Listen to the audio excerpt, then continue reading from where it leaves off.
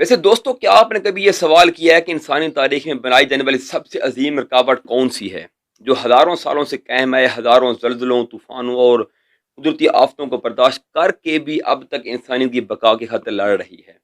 اور سب سے حیران کن سوال یہ ہے کہ قرآن مجید میں اس کا صاف ذکر ہے اور اسلامی تاریخ میں بھی ہے۔ اور آج ہم جب چاند پر قدم کے نشان چھوڑ چکے ہیں، پوری زمین کا چکر لگا چکے ہیں، تب بھی وہ عظیم دیوار ہماری آنکھوں سے آخر اوجھل کیوں ہے؟ آخر وہ رکاوٹ ہے کہاں؟ کیا قرآن میں اس کا مقصد صرف یہی دیوار بتانا ہے یا اس کے پیچھے کچھ اور بہت بڑا راز چھپا ہوا ہے؟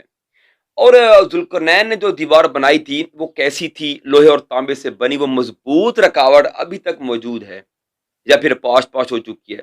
اور سب سے بڑا سوال ہے کہ آخر یاجوج موجود ہیں کہاں، اور وہ کہاں بند کی گئے تھے؟ کیا وہ کھل چکے ہیں یا ابھی تک ان کا آنا باقی ہے؟ اب سوچئے، کئی بڑی اسلامی اسکالرز کہتے ہیں کہ یہ دیوار کفقاز کے دریا دریال میں ہے جہاں پہاڑوں کے درمیان لوہے جیسی ناقابل تسخیر رکاوٹ تھی۔ تو کیا وہ سد ذوالقرنین ہے؟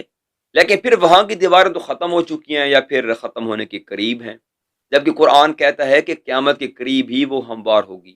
یا پھر وہ دیوار چین ہے جو ہزاروں کلومیٹر لمبی ہے، لیکن قرآن تو صاف کہتا ہے کہ وہ دیوار لوہے اور تانبے کی بنی ہوئی ہے، جبکہ دیوار چین آپ سب کے سامنے ہے۔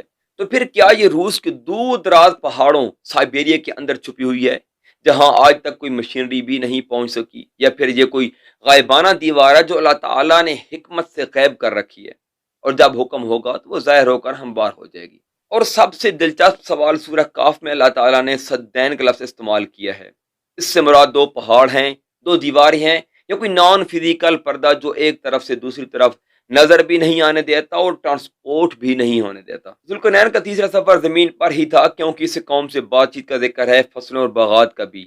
پھر وہ جگہ آج بھی ہمیں نظر کیوں نہیں آ رہی؟ کیا ہم نے پوری زمین تلاش کر لیا ہے یا ابھی کچھ راز باقی ہیں؟ دوستو، یہ سارے سوالات جو میرے ذہن میں بھی گھوم رہے تھے اور میں نے کوشش کر کے ان کے جوابات تلاش کرنے کی کوشش کی ہے، اور مجھے یقین ہے کہ یہ سوالات آپ کے ذہن میں بھی ہوں گے۔